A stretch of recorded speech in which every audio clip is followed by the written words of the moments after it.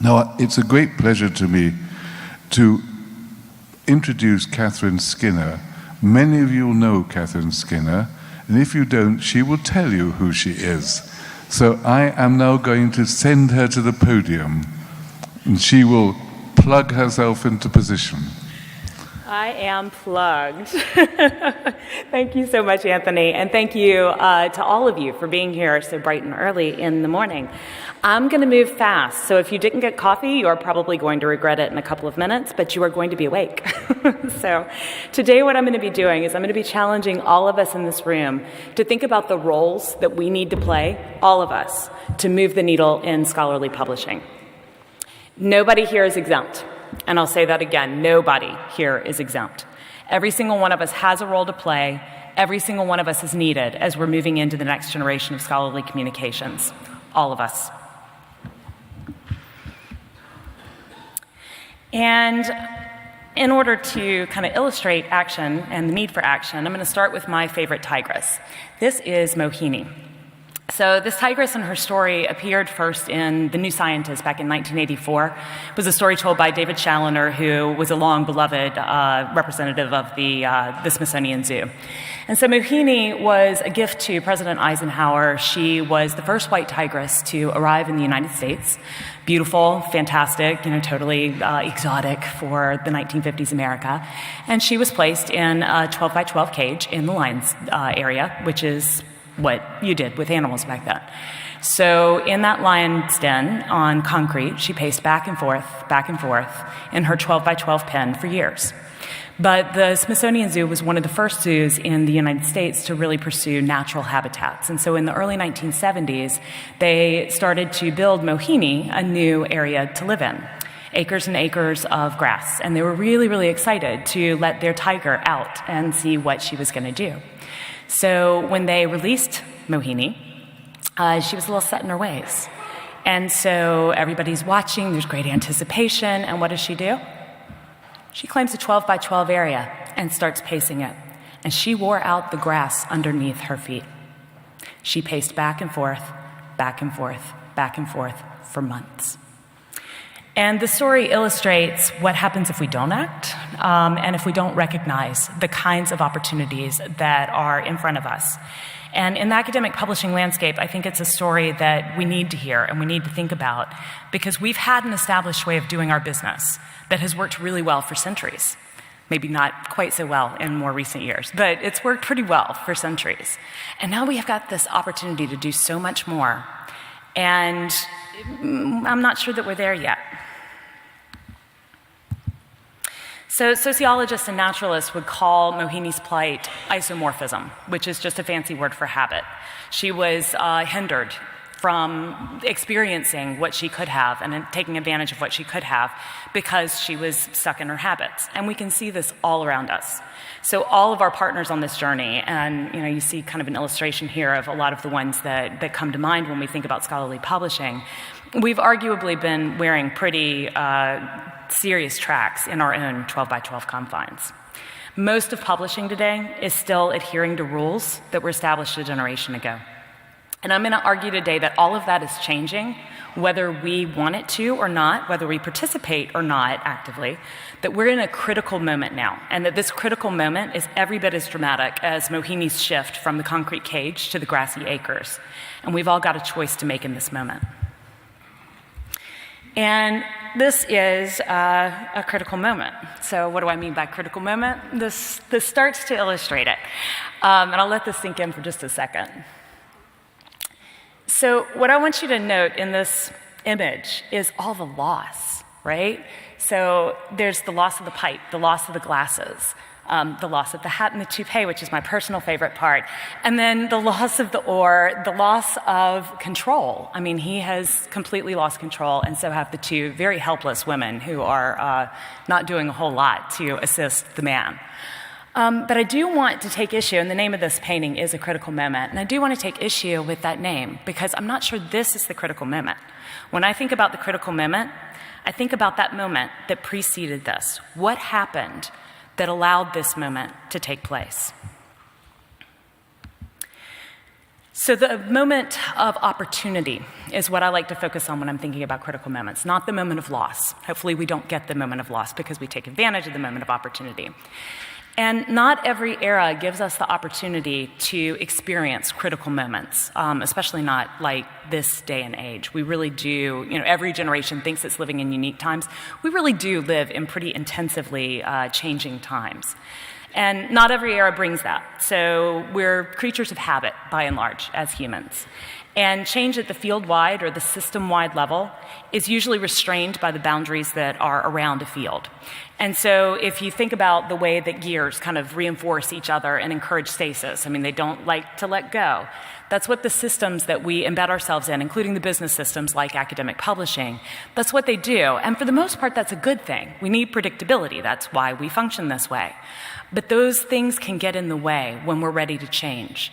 And in particular, when we're thinking about change, one of the things that it's hard to realize when you're in the middle of something is that one organization or one institution or one small cluster or one stakeholder group has a really hard time bending these gears enough to actually get them to go out of alignment so that they go somewhere new.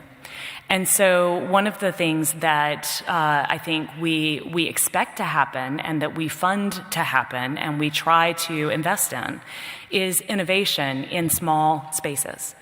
And that doesn't work unless it incentivizes all the players in the system. You can't incentivize one stakeholder group and expect everything to change. And I'm going to illustrate that in just a couple of minutes. So when we think about this critical moment and some of the markers of it, and some of the ways that we know that we really do have a lot of things aligning that open up a moment of opportunity, a moment where we can make great changes that aren't necessarily permissible in the human system under regular circumstances. Some of those changes are here. Technological change. I don't even have to tell y'all how fast it's going because all of us are experiencing it on a daily basis. New competitors. We've got a lot of them in this field, and some of them are driven by commercial interests, others are driven by more academic interests, and there are clashes of values that are happening on a regular basis, and it's something that has increased dramatically over the last generation of scholarship. We also have huge political shifts, and this is going on in the broader environment. So, looking at the way that the kind of shift in priority has happened from the public good, which used to be more or less an accepted part of the American life, to more privatized interest and the concentration of wealth in very, very few hands. So the political shifts kind of merge in with this economic concentration, though they are distinct. And when you put all of those factors together and then add to it the information deluge, we've got huge opportunities. It's not comfortable times we're living in. We really do have huge opportunities for change, and change is coming. So if we're in a critical moment, if, by this definition, we're in a critical moment, then what do? We've got two main choices. We can continue to walk in our 12 by 12 confines and do what we're used to, or we can try to game the system for good and create some transformation ourselves. And I like that latter action, opportunity. And sociology gives us some really great tools towards that end. So how do we game the system? We start with research. Research from disciplines like sociology and economics and business can tell us a whole lot about field transformations, which is what we're really experiencing right now. Lots of fields are changing. It's not just the academic publishing field, but we feel it here. And those disciplines, sociology, et cetera, have demonstrated repeatedly that fields do tend towards stasis. So think about the gears again. But major change does become possible occasionally. And when those moments up, we can change or we can be changed. And you can witness the Catholic Church in the age of Gutenberg just as an example. I won't go into a deep illustration of that, but the printing press transformed one of the most powerful institutional forces on the planet at the time, and certainly in the Western world. And then when fields become unsettled, the process of change usually unfolds from innovations, but not innovations that take place at the center. They usually take place on the fringes of the field, which is not where we expect to see them. And this is due to the habituated behaviors, so the Mohini kind of mindset, and the way that we treat our vested interests. So if we're at the center, there's really nothing incentivizing us to have the kind of breakthroughs that tend to happen more on the fringes. And so we really have to watch the fringes in order to anticipate where change can really come from. And then third, and I think most overlooked within our respective fields, researchers have also shown that it's not lone geniuses that produce change. So innovation is not something that happens because a light bulb goes off over somebody's head and they come up with this brilliant idea, and that idea is what changes everything. That's what we kind of tell ourselves, and I think the American mythos in particular with the kind of focus on frontier mentality and those kinds of things. I think the U.S. is extremely prone to this kind of lone genius fallacy, but it is a fallacy, and it has been pretty roundly debunked in sociological circles. Instead, those innovators are always a key part, if they're successful, they're always a key part of a larger cultural system that includes the production, the distribution, and especially the reception. And that system always depends upon networks of people. You cannot do this. You can't have change happen without networks of people driving it. To say that a different way, change doesn't arise because one amazing individual, and he's pretty amazing, somehow displays his or her extraordinary genius, devising some magical new innovation that completely changes the world. Instead, it happens through the activities of networks of people. And I can think of no better illustration for this than the Castellers in Barcelona, who literally build human castles and do so by strengthening the base with arms that stretch to shoulders and, basically make a proportional infrastructure to support the people that they are elevating. So, if you guys are with me so far, are you guys with me so far? It's hard in here. I can't see y'all. I get no feedback here. But so now what do we do with that information? So if y'all buy what I've said so far, then we can play a little game of if-then. And so if a field is a somewhat stable enterprise, and if innovation tends to happen on the fringes, and if networks are what's needed to move those innovations from the fringes to the center, then we all need to work deliberately, field-wide, which is not something that we comfortably do, in order to manage our efforts using networks to ensure that we align and not compete. We need to work towards a common goal that's at the field level. We need to stop thinking only about the here and now and start thinking about where we want to go and how to get there. So, what might that look like? Let's shift gears for just a minute. And in order to really position where we are right now, I want to make sure that we're all kind of on the same page. And I'll recognize and own that my perspective on this is my own perspective on this. It's as grounded as it can be from history and sociology, but I will recognize that there may be some things in the following slides that others would paint a little differently. But I want to put us in the historical context that we're operating in today. So this image is of the first research journal. This is the Philosophical Transactions of the Royal Society, and this was published 350 years ago. And I had the great pleasure of seeing this, which is actually Christopher Wren's personal copy, when I was in Oxford, England for Force 2015 earlier this year. So this was an incredibly important innovation, and it exemplifies impact. So 350 years ago, basically what happened is this got published and it laid the groundwork for everything that's come since. But there's some reasons that happened. So the innovation itself was good. One reason is that this encapsulated research. It gave an easy way for scholars and researchers to get information back and forth to each other. It was a good mechanism for registering, for disseminating, and for recording and archiving one's research. So I don't want to take away from that, but that in and of itself didn't make this successful. What made this successful is it had a ready society that adopted it and adapted it and quickly started to use it. So the Royal Society played an incredibly strong role here, and it was something that had already been there. This was not a new society. And it was a ready network of influential players. And as we'll discuss a little bit more in a few minutes, that is the kind of linchpin in these environments. And then the third factor that played into its favor is that this came into being right at a moment when scientific discoveries were on the rise and when a lot of people actually had the means to both do research and to appreciate, this kind of recording of it. So building on this first journal publication, from roughly the 1600s, late 1600s, all the way up until the 1970s, 1960s, we had a pretty well-established way of doing things. And it relied on our publication of journals and of monographs. And publishers served as kind of the gatekeepers, the editors, the producers and disseminators of scholarship. The academic libraries purchased them and cataloged them and preserved them. Everybody had a role, and the system functioned really, really well for a long time. And then things happened, and the unsettling of this relatively healthy system and the resulting articulation of crisis can be traced back all the way to at least the 1970s, and I suspect the 1960s, though I haven't found that proof yet. And notably, this was a really volatile moment for Western markets, and we can't take this out of that context. Now, conventional wisdom today, and the wisdom that I was taught, was that this all happened for two reasons, that the scholarly communications crisis had happened for two reasons. One, the shift from print to digital, and two, the consolidation and now infamous bundling practices, right? But that explanation is not right. It's way too simple, and reality is way more complicated than that. So where did the destabilization come from? One of the causes was the Xerox machine. So the Xerox machine, as it says, makes copies of anything on ordinary paper, including books. So in the late 1960s, this became a technology that was being used and was being used by scholars, and it cut into journal subscriptions. So very quickly, scholars were able to take a piece of what they wanted and actually take it back to their offices.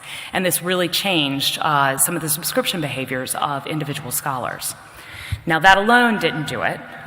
We also had the diversification, very quick diversification of fields. And so disciplinary specialization started to be on the rise in the 1960s, 1970s. And so, for example, you had, anthropology kind of splinter off into sub-disciplines, and then those sub-disciplines splintered off into sub-disciplines, and each of them had to have their own society and their own journal. So suddenly there was a lot more competition for society memberships, and so again, subscriptions dropped. And also, libraries couldn't keep up with the number of the sheer volume of content that was coming out.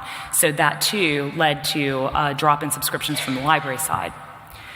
Now, that matched up with another phenomenon, which was the emergence and attention that was given to publishing in higher education rankings. And so for both disciplinary departments and across the university, the value of publishing included what it was doing for the ranking system. And so, again, there was an increase in the supply of journals and journal articles.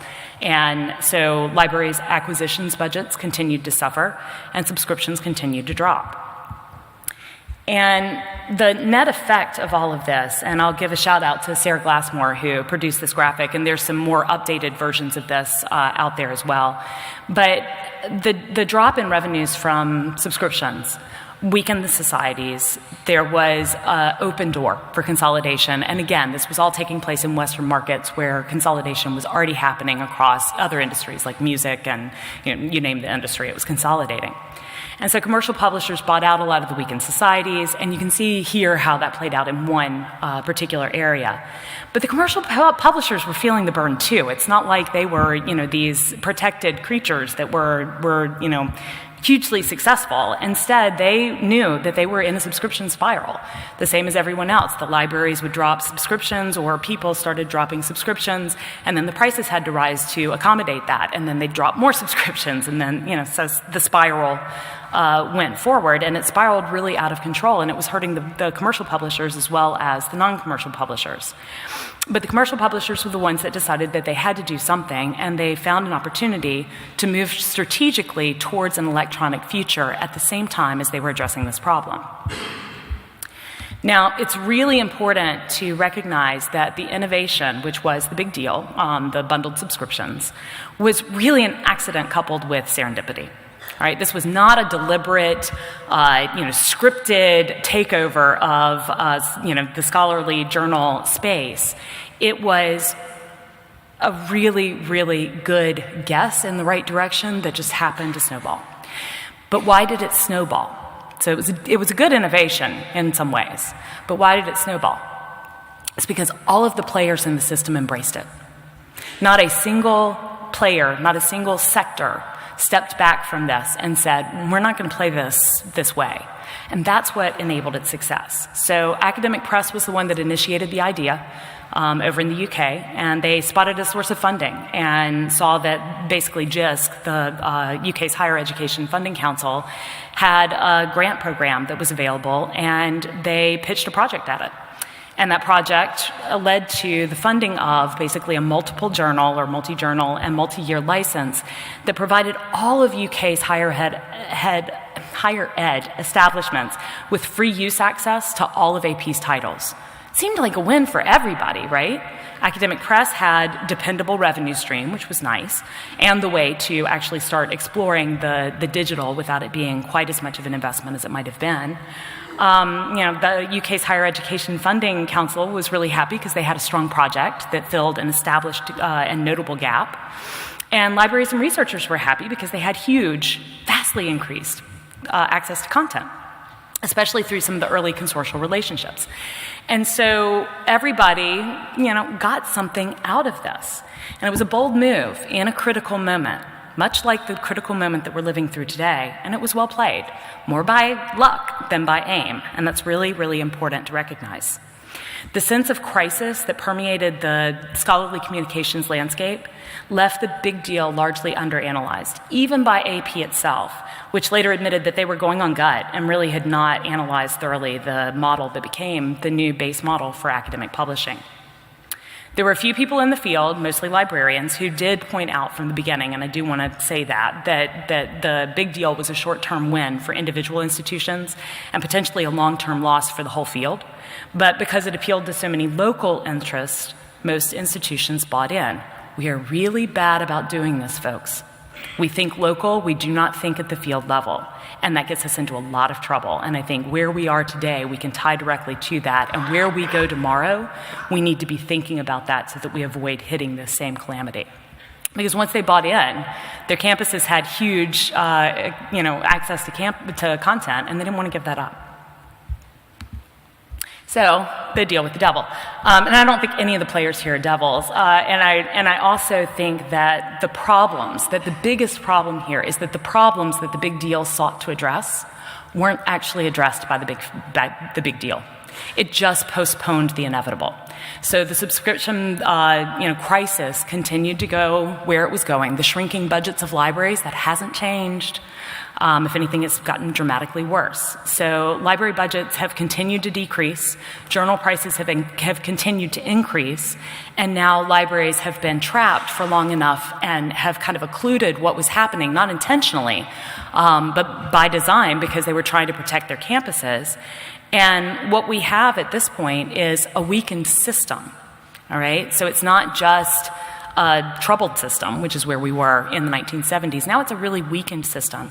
And part of what weakened over this is relationships between the different sectors, because it became the libraries against the presses, especially the commercial presses, or it became the libraries and the university presses not working together, but actually working at odds with one another and having a lot of resentment because, of course, monograph purchases dropped radically, and so the university presses were doubly impacted. So groups that should have been great supporters of each other and great supporters of the academic promise and supporters of knowledge dissemination have gotten focused on these other things, and these other things have really split us apart and been very, very divisive. And most of the efforts that have tried to resist the big deal just continue that same sensation of divisive action instead of trying to find some grounds on which we can all unite.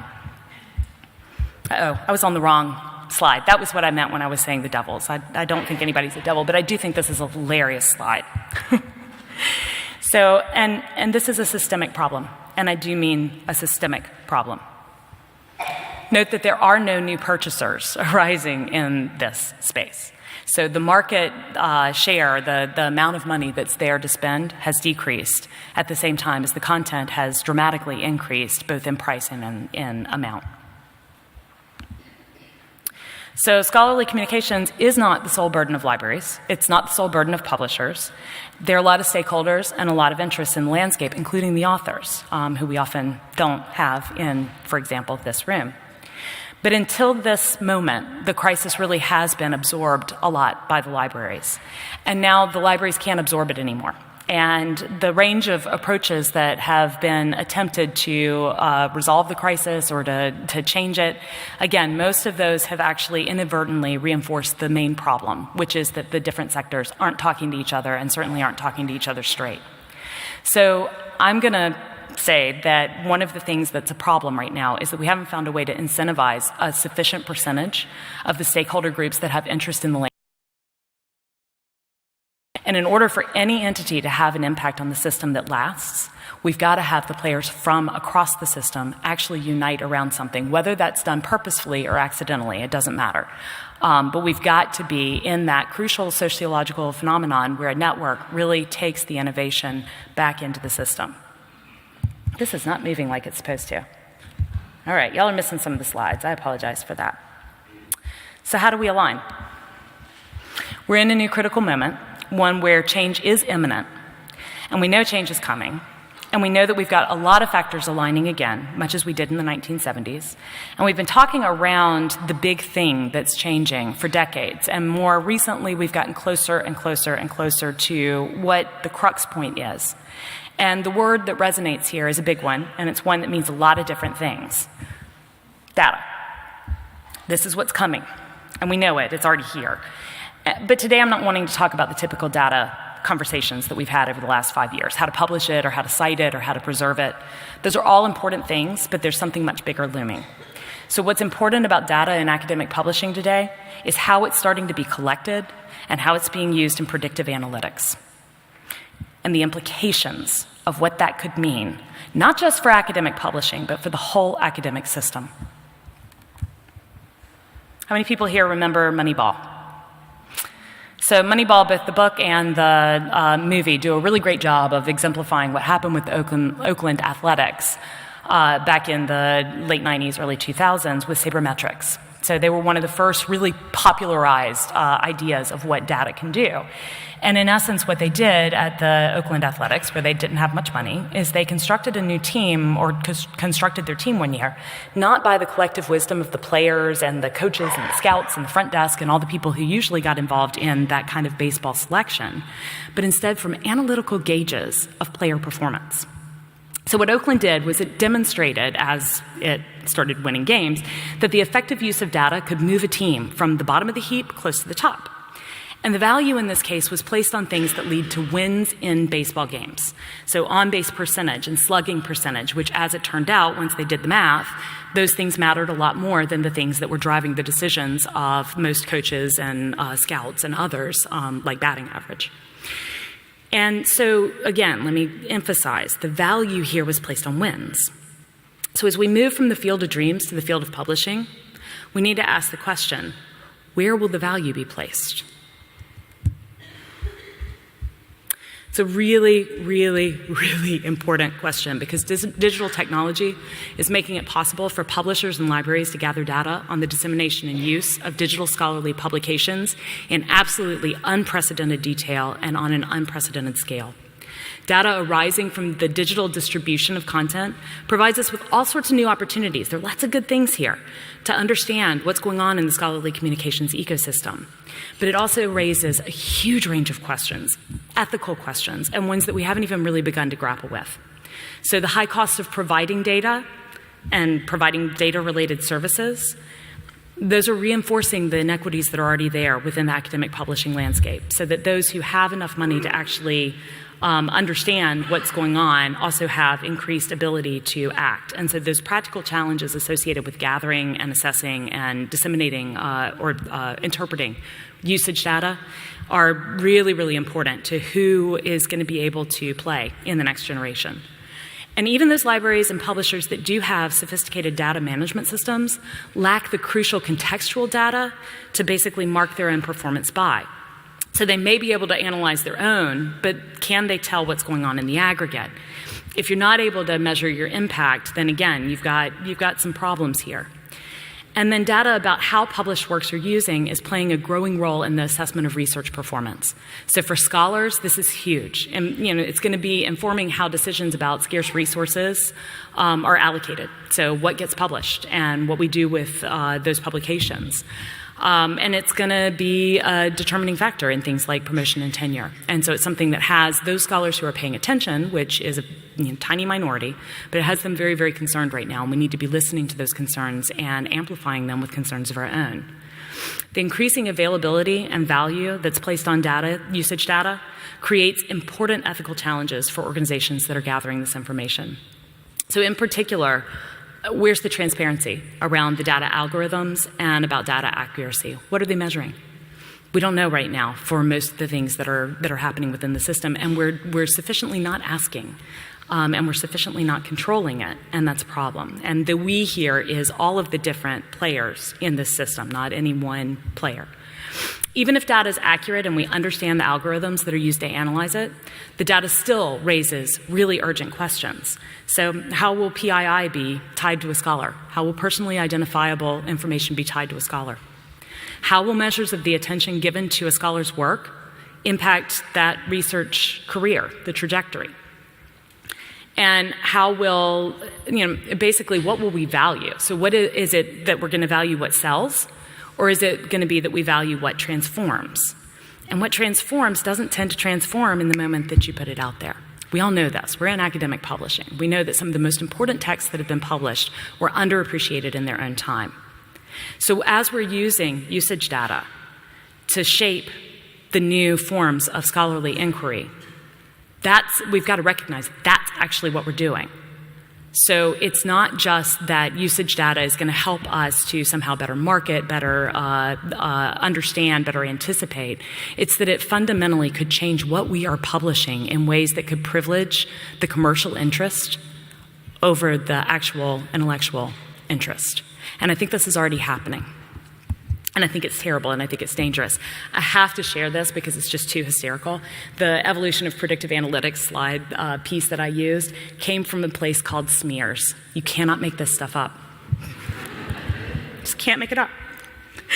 So what do we do about this? We have a system that's changing. We have data that is really, the implications are just very, very severe, and I can't make that point strongly enough in this talk. We can choose to sit by and let a few dictate what those aggregated data look like, who holds them, how they control them, how they dole them out, etc. Or we can work together to determine that as a community. And I'm going to encourage us to choose the latter. And I want to think about what that might look like and what could make it possible for us to align. So basically the question here is, how do we move from act to impact? And in the social sector, initiatives that are geared towards system-level transformation have been increasingly turning to methodologies that cultivate multi-stakeholder alliances in order to create and sustain transformative change. So environmental improvement, or reductions in homelessness, or lowering teen pregnancy rates, all of these types of things. We've got some really, really well-proven methods that do a lot to make those changes happen. And in these approaches, the system-wide change is encouraged through the work of cross-stakeholder networks. It maps right back to the sociological principles we were talking about. And what they share in common is a number of very specific pieces. So they share a common agenda where cross-stakeholder groups come together and say, you know what, we may disagree on a lot of things and we may be competitors, but we agree on this one central thing. And it can't be a platitude. It's got to be something that's measurable. You've got to have shared measurement systems that allow each one of those stakeholder groups to map back progress, both of the whole group towards the whole and then of side projects and initiatives towards the whole. This is about alignment. Mutually reinforcing activities have to be there and have to be constantly recalibrated to make sure that all of the players in the system continue to get enough out of the pathway that's moving forward to stay involved and to stay, to keep moving those gears in a new way. Continuous communication, absolutely mandatory, and it's got to take place from a neutral space, and that neutral space has got to be funded well enough to actually do that work. It's one of the most underfunded things that we do. When we need glue to hold a group together, we rarely provide it in the academic publishing community, and it's one of the reasons why multi-sector stakeholder initiatives often splinter. I know that that works because I've put it into practice in a lot of different ways through Educopia projects, and also because I've studied this extensively. So I'm going to ask you guys to trust me on it. I'm also going to say that if anybody wants to talk to me about how this has worked and how lightweight this can be, I'd be happy to. But I'm going to turn in the last 2 minutes, and Anthony, I promise it'll be 2 minutes, towards a project that we are lovingly calling Project Meerkat that grew out of the Scholarly Communications Institute a month ago. This is a proposal that we're just starting to vet. A few of you in this room have probably already seen it, and hopefully many of you will see it in the coming weeks. What we did at the Mellon-funded Scholarly Communications Institute under the leadership of Kevin Hawkins, who was the head of my group from University of North Texas, is we looked at usage data in one very specific area, monographs. And what we became quickly obsessed with is the challenges in the ethical implications of that data and who holds that data and how that data is used. And so what we've done now is we've put together a proposal. We got pretty juiced up about this. And we've put together a proposal that would do a seed-funded project that would have the following aims. In essence, the important parts of the 3 bullets: usage data modeling. So how do we collect and share information about monograph usage? How do we share it with each other and with others that are not necessarily part of gathering it? Usage data ethics. What are the principles that we all need to adhere to in order to protect the academic integrity of what we're publishing? And then finally, cooperative infrastructure. How do we incentivize all of the groups to be there because they all own and govern it? So we've got a number of deliverables that we've outlined in, again, what is right now a very drafty proposal that we are just vetting. This is not an active initiative yet, but it would have 3 sets of deliverables, and I think the crux piece here is that data ethics piece. And it would map with and include, it would have to include a lot of other relevant efforts. There are a lot of things going on in the area of data analytics. What we're talking about here is not doing something different from that. It's approaching it in a different way. And so the outcomes here would be knitting together a different type of scholarly communications infrastructure. Not one that's utopian, not one where all of us suddenly love each other and, it's all equal and somehow that works for everybody. No. They're going to be more successful and less successful players commercially. They're going to be more successful and less successful players in terms of what, their ratings are, et cetera. But ultimately, all of us would be moving in a more unified direction, and one that protects the thing that I think all of us are most motivated by, which is academic integrity, and which is, I think, under fire right now if we are not very, very careful with what usage analytics does for us in the future. So on that very positive end note, I'm going to go ahead and transition. I'm going to say these are the people who have been working on the proposal with me. Again, it's in vetting stages now. I encourage you, if you'd like to see it, to reach out to any one of us and ask. And over the course of the next couple of weeks, we'll be rolling it out further and really testing this to see if it's something that we can make fly. So I'm truly grateful for y'all's attention. I had to rush through so many things. This is so painful. I would have loved to have talked to you guys for an hour, but I don't think that was what the conference organizers meant. So I will stop talking now and hear from y'all. Thank you so much, Katherine.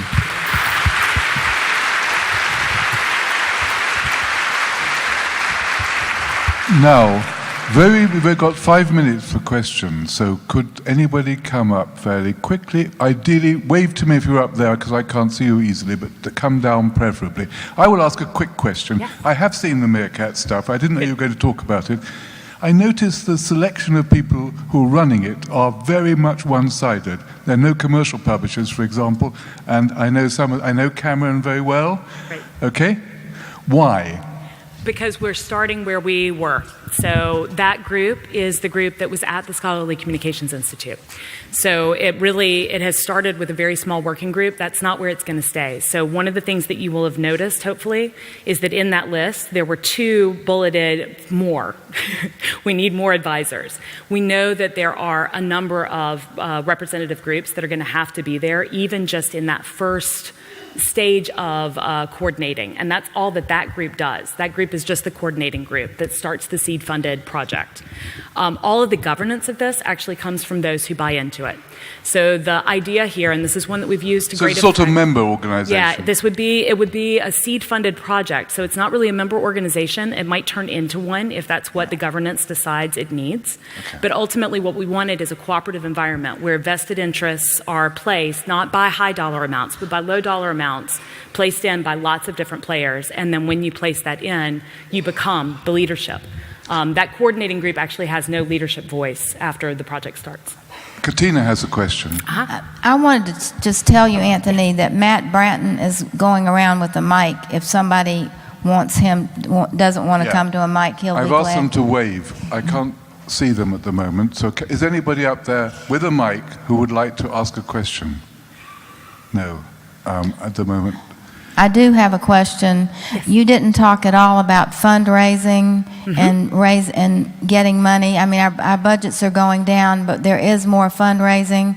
Would you comment on that, please? Absolutely. So, yeah, I think that there are, and I'll talk about it actually in the context of the project that I was just mentioning, which would eventually build something that we're calling the Publishing Analytics Data Trust. And in order to get it off the ground, I'm a big believer in having communities invest in what they care about. Not invest through big dollar amounts, but invest, because if we're not investing in it, we usually don't pay much attention to it because there are too many things competing for our interest. And so one of the ways that we are increasingly seeing ourselves fund things is through seed funding, where institutions put in 1,000 each or 5,000 each at the high end. And we make enough of a critical mass to get some basic project pieces off the ground.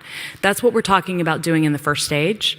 And once you have that, once you can show that you've got the multi-stakeholder effort engaged, and you've got people from across, definitely, both the commercial and, the commercial entities have to be involved in this. Otherwise, this will not work. They've got to be a part of this. So again, incentivizing all the stakeholders, the funders love that concept. And they will get behind that once they see it there. And so the research and design places are where I see fundraising going back to your grant agencies and your certainly your foundations and groups of that nature. And so I think we've got to be approaching funding from a kind of strategic position that blends some of the aspects that work about things like Kickstarter with the things that work in our more traditional system. Well, that is. Am I still here? Yeah. I'm sorry, we have to finish here. But Katherine, where do you find, if I put in Meerkat, will I find it? Probably not. The list of names that was up on the screen, if you want to flash that back for just a second, it was the last slide. That's how to get it. And anybody who wants to, you just go ahead and flood my inbox. It's well, Katherine Skinner anyway. will tell you. Yes, that's right. That's right. So thank you so much, Absolutely. Katherine. Thank you very much indeed.